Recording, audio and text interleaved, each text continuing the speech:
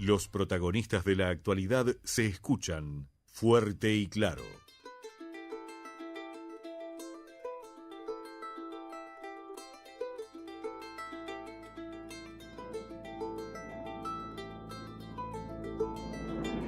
Quiero saber cuándo vas a venir, quiero saber de ti. Quiero que escribas cartas de nuevo, quiero que lleguen al vuelo. Con la música de Claudio Tadei y Para el Sur, el Norte está lejos, estamos ingresando en el tramo de nuestra entrevista central hoy aquí en Fuerte y Claro. Estamos compartiendo con ustedes la comunicación y en esta oportunidad, como lo habíamos anunciado ya en la previa de Fuerte y Claro, nos está acompañando Esteban Corrales. Esteban Corrales es integrante de la Coordinadora Popular y Solidaria que nuclea a unas 180 ollas populares en Montevideo. Esteban, el gusto grande de saludarte. Bienvenido a Fuerte y Claro. Hola, muchas gracias. ¿Qué tal? Bueno, gracias por atendernos. Sabemos que, bueno, además me imagino es un horario de mucha actividad para ustedes, ¿no? En el marco de la coordinación de las ollas populares.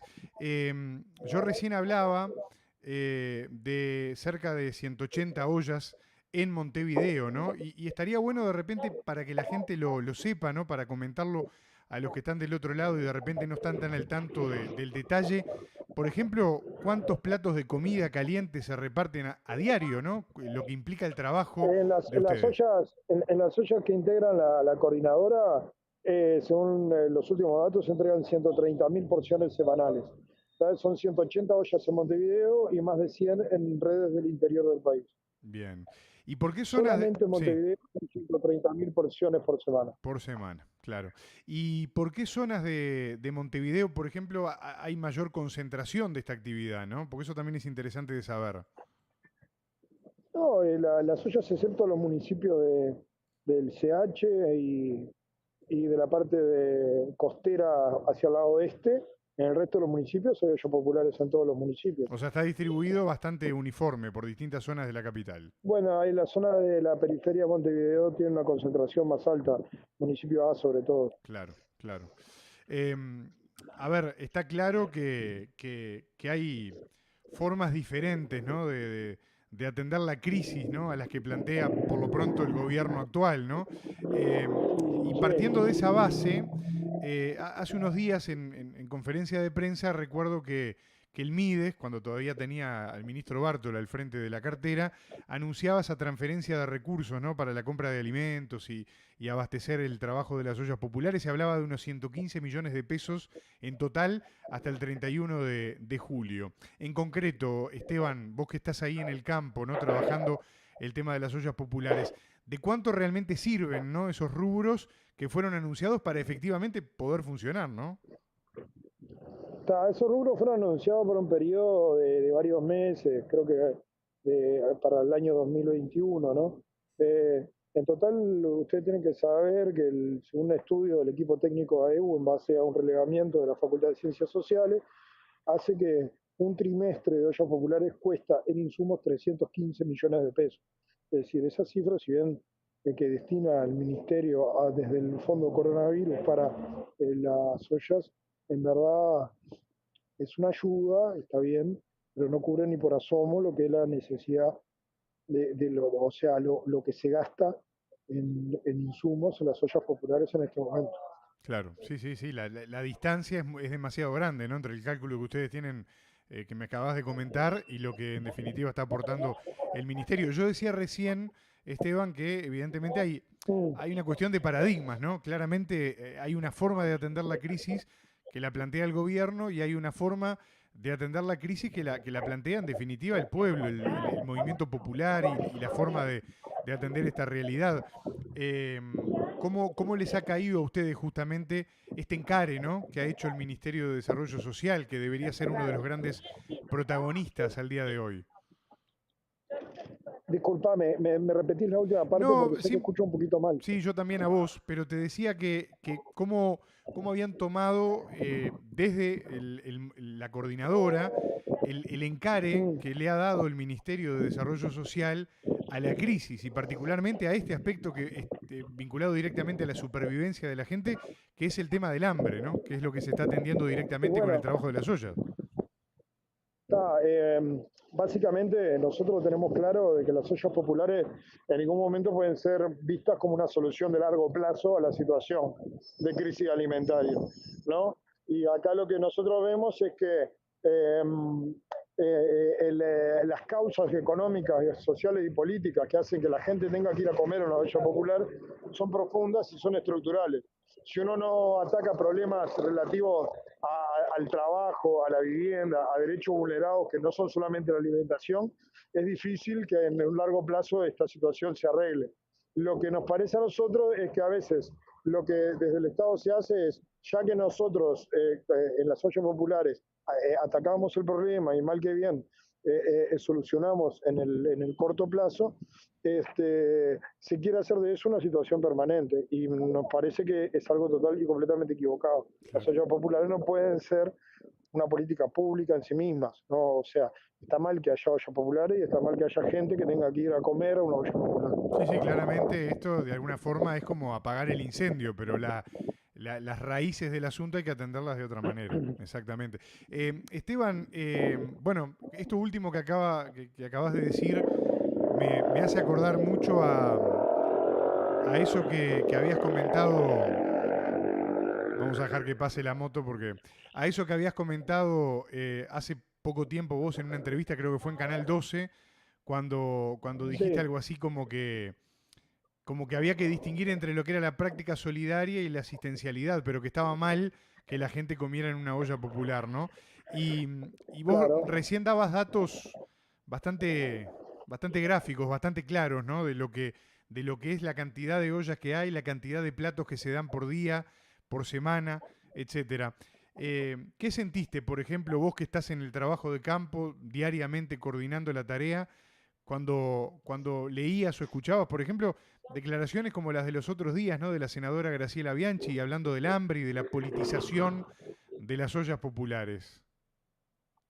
Y la verdad, a mí no me importa. Es decir, digamos, me tiene sin cuidado el cacareo de político buscando su momento a través de las redes sociales y diciendo todo ese tipo de cosas. O sea, digamos, ellos tienen objetivos políticos eh, pequeños al lado de lo que son nuestras preocupaciones. Nuestra preocupación es darle de comer a la gente, que nadie pase hambre en el día de hoy. ¿Ah? Ahora, nosotros atamos esa actitud a un concepto de solidaridad que es complejo, que significa comprometerse con las causas que generan el hecho de que haya gente que tenga que ir a comer a una olla popular. Y en el fondo de eso tenemos que hablar de desigualdad social, tenemos que hablar de una pandemia que no pega a todo el mundo por igual, ¿no? Porque en una sociedad como la que nosotros vivimos, con los recursos que tiene, es imposible no pensar críticamente y reflexionar críticamente sobre el hecho de que haya gente que no tiene para comer y tenga que ir a comer una olla popular. Entonces, esas reflexiones son de tipo político, son de tipo político-social. Es obvio que uno aborda las temáticas, ¿no? con la lupa de lo político, porque eso atraviesa todos los campos de lo social, ¿no? Y ahí están incluidas las ollas populares. Entonces, cuando se acusa a las ollas populares de ser instrumentos políticos partidarios, en verdad lo que se está haciendo es una operación de mala leche política, ¿no? Queriendo ensuciar el trabajo que miles de personas realizan a diario, ¿no? En función justamente de intereses políticos partidarios, ¿no? E intereses bastante mezquinos, ¿no?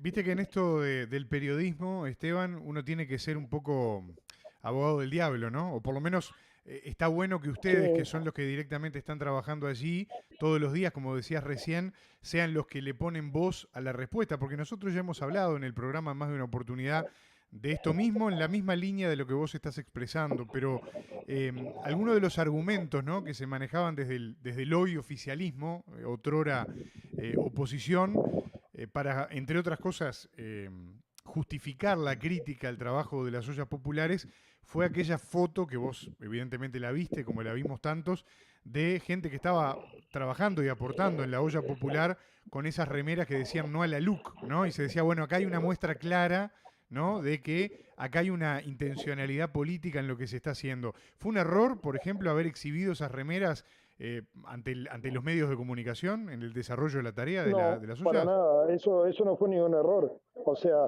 ¿por qué un colectivo que está comprometido con lo social, con su comunidad y con su territorio, tiene que ocultar sus reflexiones, tiene que ocultar sus posiciones sobre temas que afectan a la sociedad en su conjunto? Es más, es saludable que los colectivos se expresen públicamente sobre temas políticos sociales. No, eso no está mal.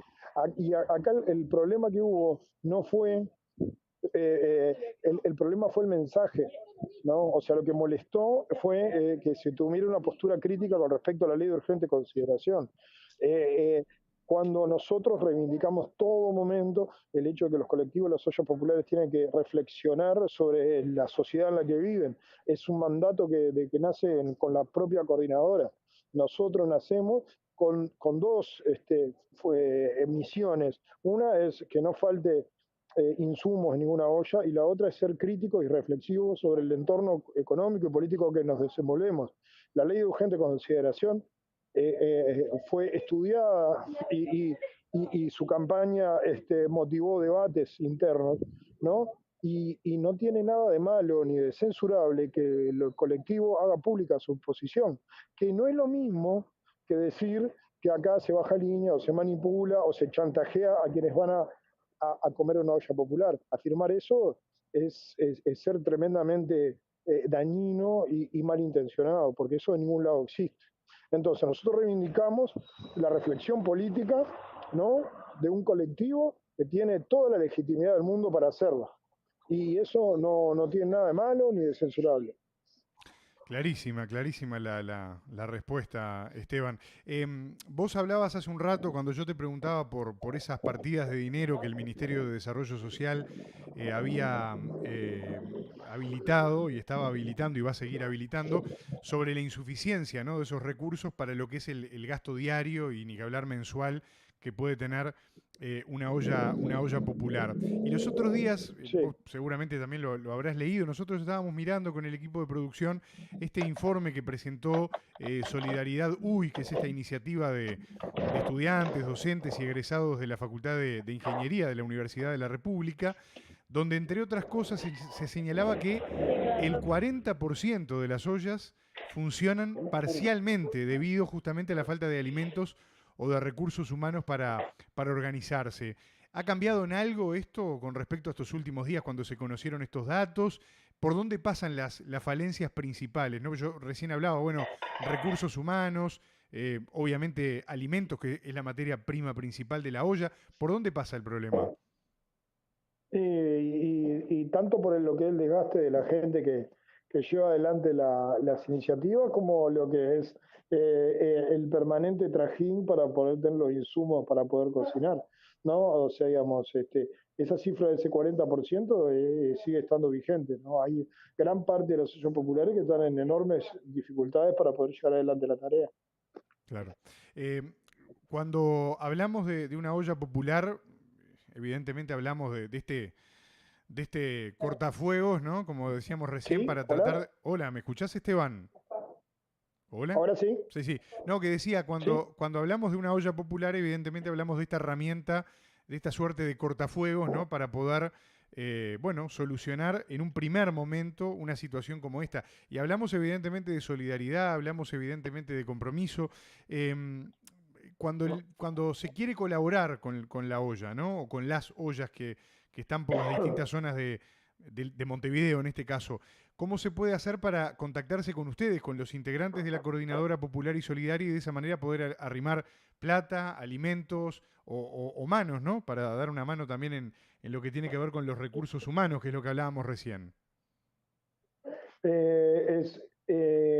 Tenemos un celular de contacto que es el 092 555 425, y a través de ahí quienes deseen colaborar con las ollas y arrimar alguna ayuda, es más que bienvenido. Vamos a repetir cómo era el número, dijiste, Esteban. 092 555 425. Y si no, entrando a lo que es la página de solidaridad.uy, ahí hay un mapa de las ollas populares activas en tiempo real, digamos, ¿no? Bien, el 1 de mayo hubo una movida muy fuerte, ¿no? Del PIT-CNT, no solamente con la recolección de firmas, también con, obviamente, la consigna del 1 de mayo, pero hubo también una movida Mm. muy fuerte del PIT-CNT en cuanto a la recolección de alimentos para estoquear justamente a las ollas populares. ¿Se vio reforzada la coordinadora en ese sentido? ¿Cómo fue la respuesta de cara al 1 de mayo? No, nos comunicaron que la respuesta había sido importante y que eso habla claro de que la solidaridad de la gente con la soya está activa y algo real.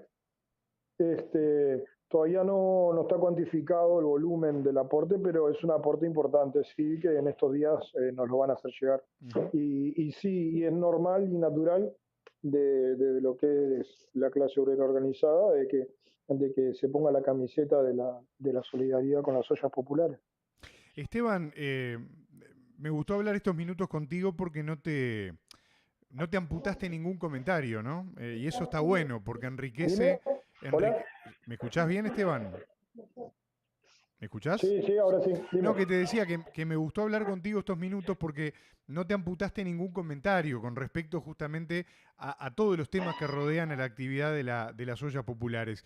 Y te quiero preguntar algo que evidentemente es de coyuntura, digamos, ¿no? De lo que ha pasado en estos últimos días y que es inevitable porque está ligado también a la tarea que ustedes están desarrollando. De hecho, hablábamos del MIDES hace un rato.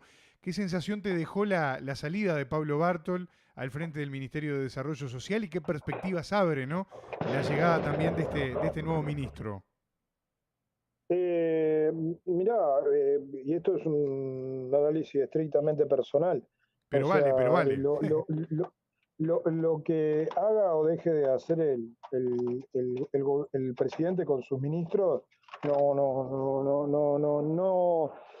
O sea, digamos, forma parte de un juego en el que nosotros ni participamos ni queremos participar. Ahora, está claro que hay una línea política ideológica del gobierno, más allá de quien esté el ministro, que identifica la pobreza como una especie de situación que no obedece a ninguna causa, excepto a la propia voluntad de los individuos.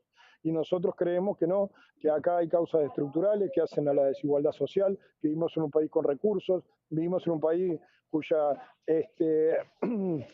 donde los más ricos, a los que le ha ido mejor, giraron 3.500 millones de dólares al exterior el año pasado. Vivimos en un país donde el 1% de las personas concentra el 50% de la riqueza, y ahí tenemos que buscar las causas de la pobreza, ¿no? Las causas de la pobreza están en la riqueza, no en los pobres, y ahí tenemos una diferencia enorme con lo que es la ideología y la política de este gobierno.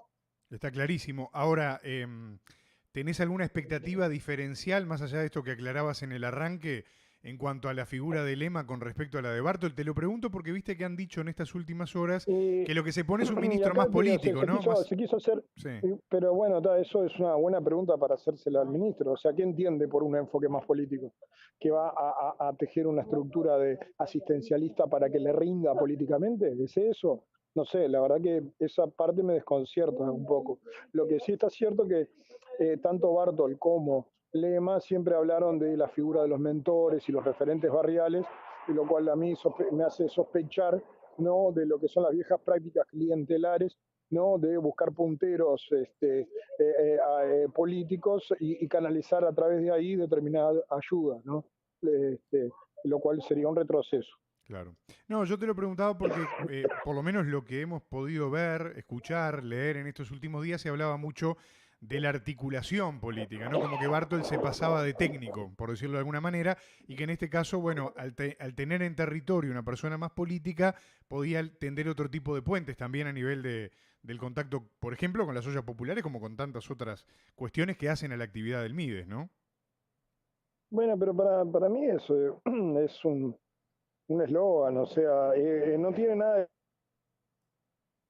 ¿Sí?